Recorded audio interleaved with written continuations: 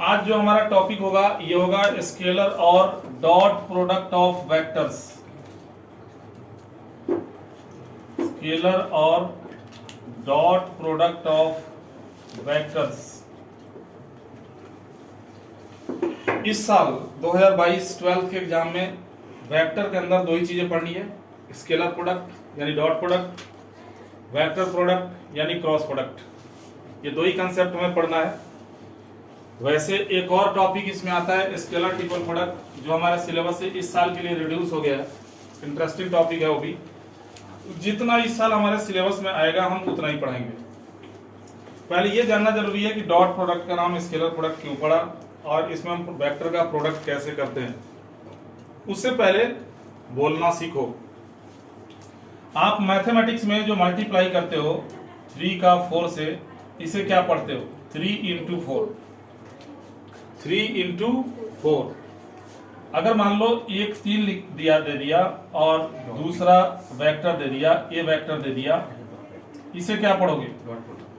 ना, अगर तुम देख लो पहले, अगर तुम 3 डॉट ए या 3 क्रॉस ए पढ़ोगे तो गलत है।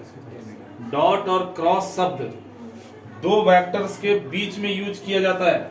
इसको भी तुम पढ़ोगे 3 इंटू ए वेक्टर। कहने का मतलब ये हुआ कि अगर ए वेक्टर इज इक्वल टू दिया है I cap plus 2j cap plus 3k cap और इसको 3 से गुना करना है, मल्टीप्लाई करना है।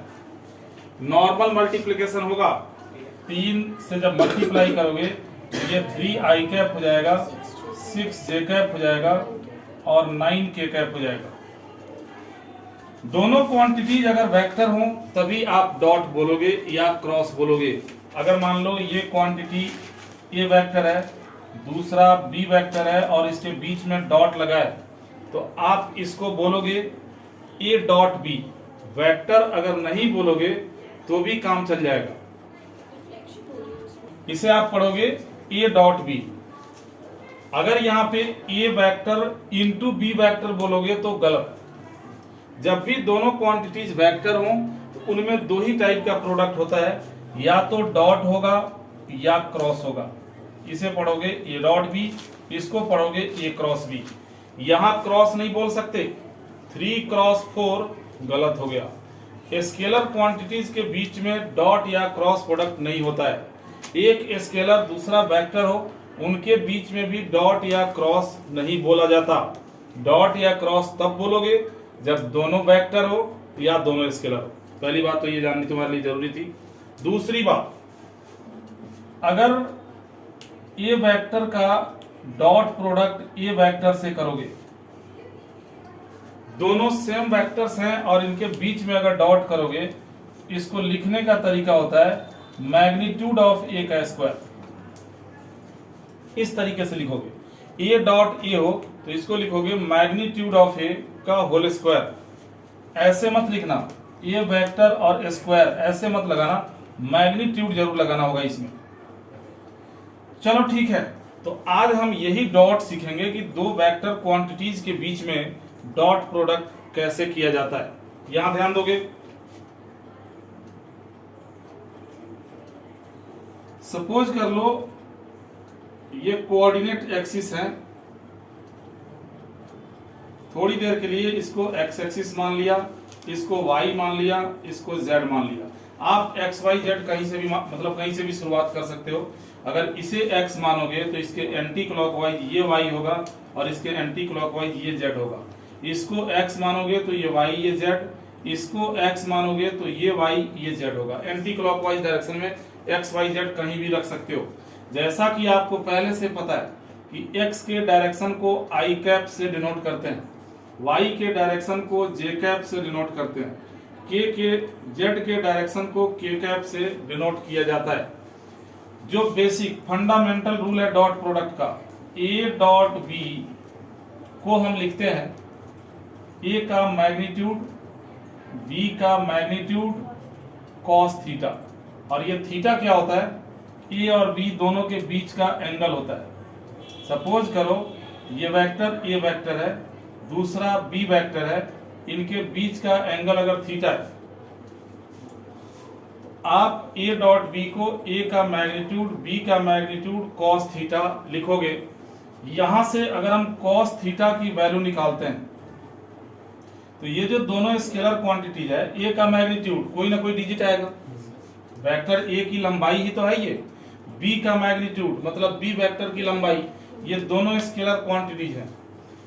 जब खाली कॉस थीटा निकालोगे तो इन दोनों को उठा के नीचे अपॉन में डाल दोगे, यानी ये बन जाएगा ए डॉट बी अपॉन ए का मैग्नीट्यूड बी का मैग्नीट्यूड।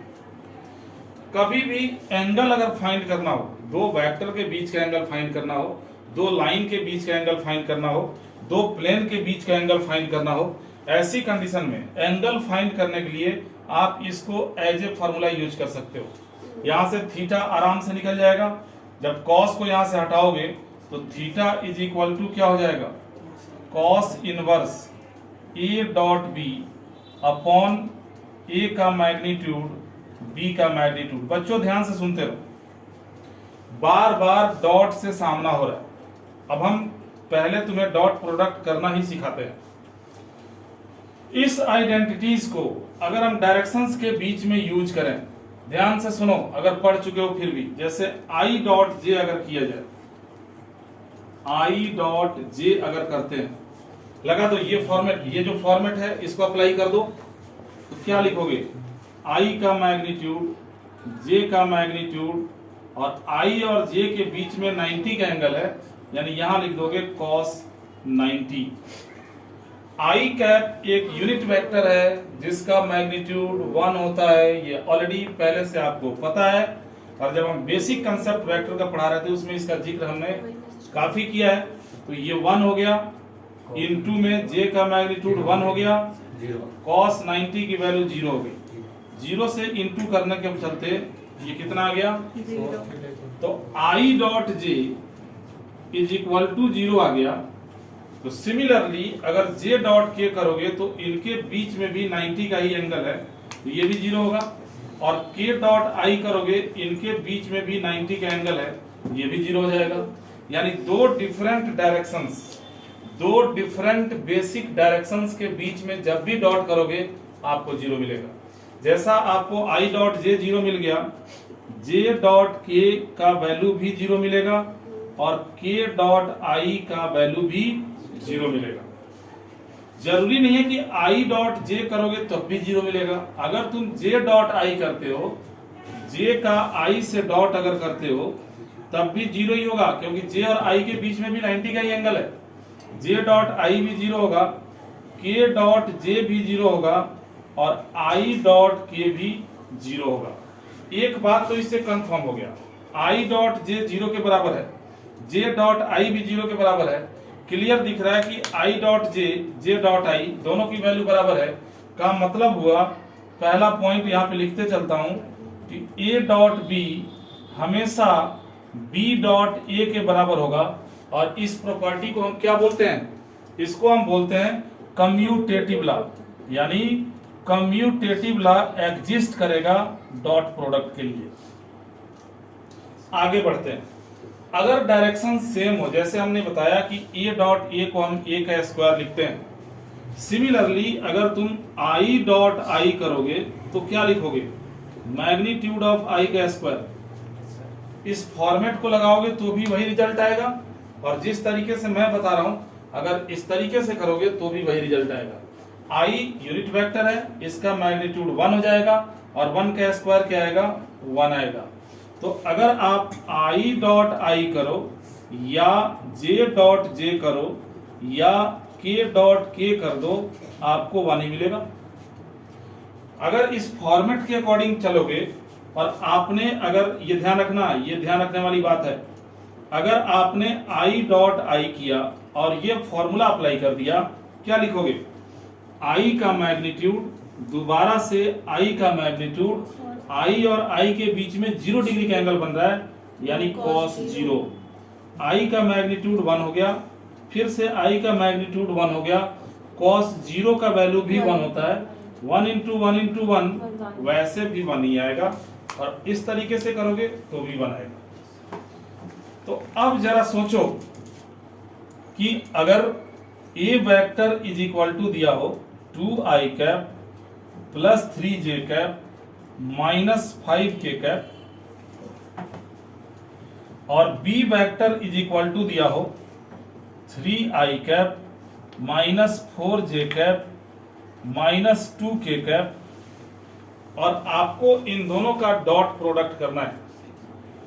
ये कोई नई चीज नहीं है, ये वही पुराना प्रोसेस है जो आप बचपन से यूज करते आ रहे हो। जैसे अगर x प्लस 2y का इंटू x माइनस वाई से करना हो, कैसे करते थे आप? x का दोनों से, फिर y का दोनों से, ऐसे ही करते थे ना। x का x से करते थे, फिर x का y से, फिर y का x से, फिर y का y से, इसी प्रकार से तो इंटू करते थे आप। यही काम यहां भी करना होता है। यहां ध्यान दो, अगर आप a डॉट b कर रहे हो, a का इंटू b से कर रहे हो, सुनना ध्यान से, तो इस 2i का इंटू पहले तीनों से करोगे, फिर 3j का इंटू तीनों से करोगे, फिर 5k का इंटू तीनों से करोगे। लेकिन जरा सोचो, i का i से करोगे तो 1 हो जाएगा। i डॉट i क्या होता है? 1। लेकिन जब i का j से करोगे तो 0 हो जाएगा। आगे बढ़ने से पहले एक चीज तुम्हें यहाँ और सोच सीखना पड़ेगा। 3 इंटू ए वैक्टर है, अगर इसका डॉट करते हो 5 इंटू बी वैक्टर के साथ, तो जो स्केलर क्वांटिटीज हैं उसमें नॉर्मल मल्टीप्लिकेशन होगा। 3 का 5 से इंटू हो जाएगा, ये 15 बन जाएगा, और a डॉट b यहाँ ब्रैकेट में आपको लिखना पड़ेगा। स्केलर के लिए कोई नया रूल नहीं है, स्केलर्स को डायरेक्ट इंटू कर दो, वेक्टर के बीच में ही डॉट या क्रॉस प्रोडक्ट लगेगा। अब यहां देखो, अगर हमने i का i से किया, 2 3 जा 6, i डॉट i हो गया 1, i का j से करोगे 0, i का k से करोगे 0। जब तुम्हें ये बात पता चल गया कि डिफरेंट डायरेक्शंस होंगे तो 0 आना ही आना है, तो इंटू करने की जरूरत क्या है? आप जब भी डॉट प्रोडक्ट करोगे, i का i से करोगे, j का j से करोगे, k का k से करोगे। i का i से कर दिया 6, j का j से करोगे 3 4 जा -12, साइन का ध्यान रखोगे, k का k से कर दोगे, प्लस का 10 हो गया, यानी 10 प्लस 6 16 में से 12 घटा दोगे, कितना आ जाएगा? 4। ये 4 क्या है? स्केलर है या वेक्टर है? स्केलर है। जब हमने a डॉट b किया, दो वेक्टर्स का आपस में डॉट प्रोडक्ट किया, तो हमें एक स्केलर क्वांटिटी मिला। यही कारण है कि हम डॉट प्रोडक्ट को स्केलर प्रोडक्ट भी बोलते हैं। सिंपल है। एक बार और देखो, अगर मान लो p vector is equal to दिया है 2i cap minus 3j cap plus 5k cap, और q vector is equal to दिया है i cap minus 2j cap, और हमें p डॉट q करना है। p से q का डॉट प्रोडक्ट i का i से कर दो, 2 का 1 से हो गया 2, j का j से कर दो, 3 2 जा हो गया, प्लस का 6, इसमें k नहीं है तो साइन ले लेना, क्या आएगा? बिल्कुल लेते हैं। इस q वेक्टर में k कहीं नहीं है, यानी k का इन दोनों से करोगे तो 0 हो जाएगा, तो k को छोड़ देंगे।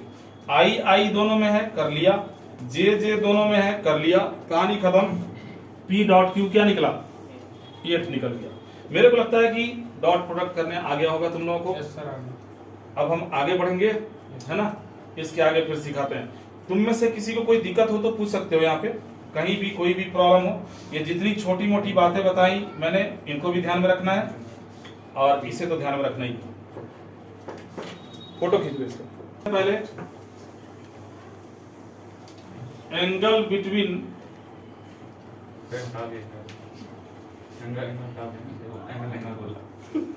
एंगल, देखो छोटे मोटे जो पॉइंट्स हट गए हैं, रिड्यूस हो गए हैं, छोटा सा पॉइंट है, इसको जान लो, इससे नुकसान नहीं होगा। हाँ हाँ, एंगल वाला कंसेप्ट हट चुका है इस साल सीबीएसई बोर्ड के एग्जाम के लिए। एंगल बिटवीन टू वेक्टर्स, दो वेक्टर के बीच का एंगल कैसे निकालते? शांत हो जाओ बिल्कुल। अगर मान लो दिया हो कि A vector is equal to I cap plus root 2 J cap minus K cap and B vector is equal to दिया हो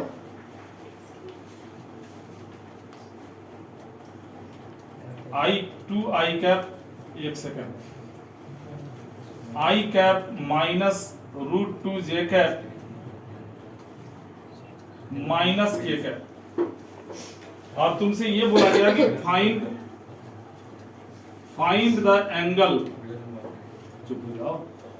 between A vector and B vector. अभी जस्ट थोड़ी देर पहले तुम्हें बताया था कि अगर एंगल निकालना, अभी बताया था कि ये वेक्टर हो गया, सपोज कर लो ये बी वेक्टर हो गया, और इसके बीच का अगर एंगल निकालना, पहला चीज तो ये देखोगे, मान लो कि कोई वर्ड प्रॉब्लम आ गया, स्टेटमेंट टाइप का क्वेश्चन आ गया जिसमें ए बी को आई जे के फॉर्म में नहीं दिया, लैंग्वेज वाले जो क्वेश्चंस आते हैं, कभी भी एंगल निकालने का एक कंडीशन होता है कि दोनों वेक्टर्स का डायरेक्शन बाहर की तरफ होना चाहिए। अगर मान लो ये ए वेक्टर है और ये है बी वेक्टर, सुनते रहो, और ये एंगल है थीटा, क्या यहाँ पे ए और बी के बीच के एंगल को थीटा माना जाएगा? बिल्कुल नहीं, क्योंकि ये दोनों को इनिशियल वेक्टर्स नहीं है। को इनिशियल का मतलब होता है इनिशियल पॉइंट सेम होना चाहिए। सर इसको को इनिशियल बना सकते हैं? इसको को इनिशियल बनाना पड़ेगा। अगर ए और बी के बीच में एंगल निकालना है तो इसको आगे बढ़ाना होगा। जब आगे बढ़ाओगे, ये भी बी वेक्टर ही है क्योंकि डायरेक्शन बिल्कुल सही है, सेम है, यानी ए और बी के बीच का एंगल ये नहीं होगा, ए और बी के बीच का एंगल ये होगा, यानी पाई माइनस थीटा होगा। सर उसका अगर वेक्टर को माइनस नेगेटिव कर दे तो? नेगेटिव क्यों कर दोगे? डायरेक्शन चेंज करके नेगेटिव करोगे? हाँ। ठीक है, कर लेना। अभी सीखो इसको। तुम्हें जैसा कि पता है कि इसमें कॉस थीटा, अभी जस्ट थोड़ी देर पहले बताया था कि ए डॉट बी अपॉन ए का मैग्नीट्यूड बी का मैग्नीट्यूड होता है। तो अगर तुम्हें एंगल निकालना है तो ये सारी चीजें पहले इकट्ठा कर लो, दोनों वेक्टर्स का डॉट कर लो, दोनों का मैग्नीट्यूड निकाल लो, लास्ट मोमेंट में फॉर्मूले में डालोगे, यानी यहां पे लिखोगे। सॉल्यूशन देखो, पहले हम निकालते हैं ए डॉट बी, ए और बी का डॉट, ये रहा ए, ये रहा बी। कैसे करते हैं डॉट? आई का आई से कर दिया 1 हो गया, जे का जे से करोगे -2 हो गया, के का के से करोगे +1 हो गया। ये कितना आ गया? 0। अब देखो आगे बढ़ने की जरूरत ही नहीं है। अगर ए डॉट बी 0 आ गया, दैट मीन्स ये सारा 0 हो जाएगा। और कॉस के टेबल में 0 कब आता है? जब एंगल 90 डिग्री हो। कॉस ऑड π/2 0 होता है। तो एक चीज और तुम्हें पता चल गया जिसे तुम्हें हमेशा ध्यान रखना है, ये बहुत काम की चीज है, कि यदि A dot B is equal to 0 आ जाए, देन तब तुम क्या बोलोगे? तब तुम बोलोगे then either A vector is equal to 0 और B vector is equal to 0 और A vector perpendicular to B vector. अगर आप लोग ना बोले तो ज्यादा बेस्ट होगा। इसी को ए डॉट बी अगर 0 हो गया, इसका मतलब या तो ए 0 होगा या बी 0 होगा या ए बी के परपेंडिकुलर होगा। ये ए वेक्टर बराबर 0 का मतलब क्या होता है? ए वेक्टर बराबर 0 का मतलब 0 आई कैप, 0 जे कैप, 0 के कैप, यानी इसके x कंपोनेंट, y कंपोनेंट और z कंपोनेंट तीनों 0 0 0 होंगे। ये होता है 0 वेक्टर। अब जरा सोचो, अगर ये 0 0 0 होता तो डॉट प्रोडक्ट तो 0 हो ही जाता। तो a अगर 0 हो गया तो भी डॉट 0 हो जाएगा, b अगर 0 हो गया तो भी डॉट 0 हो जाएगा, और a 0 नहीं है और b भी 0 नहीं है, जैसा तुम्हारे सामने अभी दिख रहा है। और तब दोनों का डॉट अगर 0 आ गया, इसका मतलब होगा कि a और b परपेंडिकुलर होगा। लेकिन यहां तो हमें एंगल सिखाना था, और ये देखो ये तो 0 आ गया। तो एक काम करते हैं, क्वेश्चन में ये कंसेप्ट भी बताना जरूरी था, इसलिए जानबूझ के मैंने ऐसा बनाया था। थोड़ा चेंज कर दो क्वेश्चन में और यहाँ पे एक जगह प्लस कर दो बस। अब अगर तुम ए डॉट बी करते हो तो क्या होगा, आई का आई से कर दोगे 1 हो गया, जे का जे से करोगे -2 हो गया, के का के से करोगे -1 हो जाएगा, 1 से 1 कट गया, ए डॉट बी आ गया -2। अब निकाल दो मैग्नीट्यूड ऑफ ए, ए का मैग्नीट्यूड ये तुम्हें आता है निकालने, अंडर रूट 1 का स्क्वायर √2 का स्क्वायर -1 का स्क्वायर, ये √4 हो गया, यानी वैल्यू कितना आएगा 2। अब हम निकालते हैं बी का बी का मैग्नीट्यूड, निकालो बी का मैग्नीट्यूड 1 का स्क्वायर -√2 का स्क्वायर और फिर से 1 का स्क्वायर, ये भी आ गया 2। अब इस फार्मूले में सारे वैल्यूज डाल दो, लिखोगे यहां पे therefore cos theta is equal to, cos theta is equal to क्या होगा, ए डॉट बी -2 है अपॉन ए का मैग्नीट्यूड इनटू में बी का मैग्नीट्यूड, 2 से 2 कट गया, मोड नहीं लगाना, थीटा इज इक्वल टू हो गया cos इनवर्स माइनस का 1/2। इससे पता चल गया कि यहाँ पे ऑब्ट्यूस एंगल बन रहा है, और तुमने एक फॉर्मूला पढ़ा होगा कि cos inverse minus theta pi minus cos inverse theta होता है, यानी यहाँ पे जो एंगल निकलेगा थीटा ये बनेगा पाई माइनस cos इनवर्स 1/2, और cos के टेबल में 1/2 कब आता है, 60 डिग्री पे, cos 60 1/2 आता है, तो cos इनवर्स 1/2 को लिख दोगे π/3 यानी 60 डिग्री, एलसीएम लेके घटा दोगे तो 2 π/3 आ जाएगा, यानी theta is equal to 120 degree. ये पता चला हमें ए और बी के बीच का एंगल। इस तरीके से आप एंगल निकालोगे, मोड वोड नहीं लगाते हैं। अगर ये पॉजिटिव आएगा इसका मतलब दोनों वेक्टर के बीच में एक्यूट एंगल बन रहा है, अगर ये नेगेटिव आ गया इसका मतलब दोनों वेक्टर के बीच में ऑब्ट्यूस एंगल बन रहा है। यहाँ देखो ये ऑब्ट्यूस एंगल है ना, आगे से ये ध्यान रखोगे। अब चलो पहले इसको पहले फोटो इसका खींच लो, एक और थोड़ा सा डिस्कशन और करेंगे एंगल बिटवीन वेक्टर्स का, उसके बाद हम आगे बढ़ेंगे। मान लो तुमसे क्वेश्चन ऐसा पूछा जाता है, if vertices of triangle, if the position vector of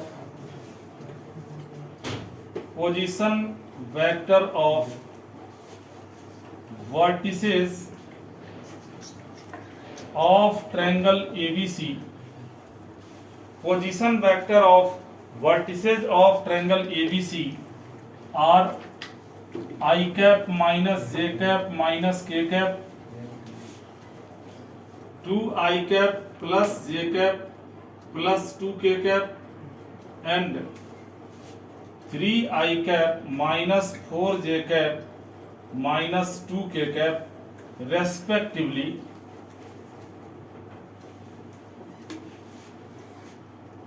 find करना है यहाँ पे एंगल बी, एंगल बी निकालना है।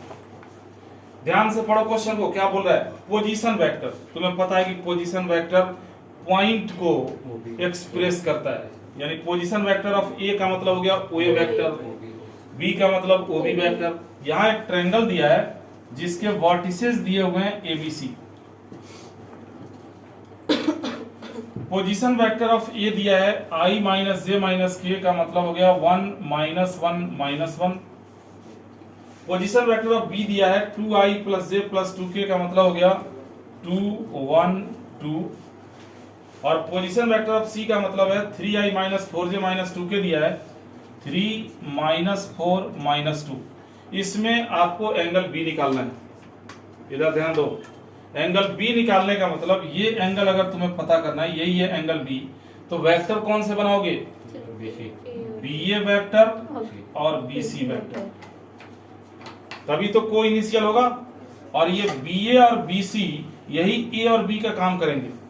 कैसे सॉल्व करोगे, चलो इस साल तो एंगल हटा ही दिया है, लेकिन बस ये लास्ट है, इसको सीख लो क्योंकि ये भी इंपॉर्टेंट कंसेप्ट है। अब से पहले अक्सर एंगल से क्वेश्चन आता रहा है, तो पहले हम बनाते हैं बी ए वेक्टर, और वेक्टर बनाना तुम सीख चुके हो। बी ए वेक्टर कैसे बनेगा, position vector of A minus position vector of B.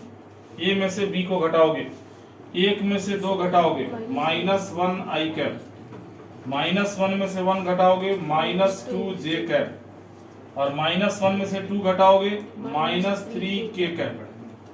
B ए बन गया। अब बी सी बना दो, B C vector C minus B, C में से बी को घटाना है, 3 में से 2 घटाओगे आई कैप हो गया, -4 में से 1 घटाओगे -5 जे कैप हो गया, -2 में से 2 घटा दोगे -4 के कैप हो गया। बी ए बी सी बन गया। अपने मन में एक को ए दूसरे को बी मान लो। एंगल निकालना है तो हमें दोनों का डॉट चाहिए और दोनों का मैग्नीट्यूड चाहिए। तो यहां हम सबसे पहले दोनों का डॉट करेंगे, यानी b a dot b c करेंगे। करो डॉट प्रोडक्ट। आई का आई से करोगे -1, जे का जे से करोगे +10, के का के से कर दोगे +12, ये आ गया 21। अब बी ए का मैग्नीट्यूड निकालिए। बी ए का मैग्नीट्यूड कैसे निकालोगे? तो √-1 का स्क्वायर -2 का स्क्वायर -3 का स्क्वायर √14 आ गया। अब BC का मैग्नीट्यूड निकालिए। √1 का स्क्वायर 1 आ गया, -5 का स्क्वायर 25, -4 का स्क्वायर 16। ये कैलकुलेट करने के बाद कितना आ गया? 42। अब आप cos B का फॉर्मूला लिखेंगे।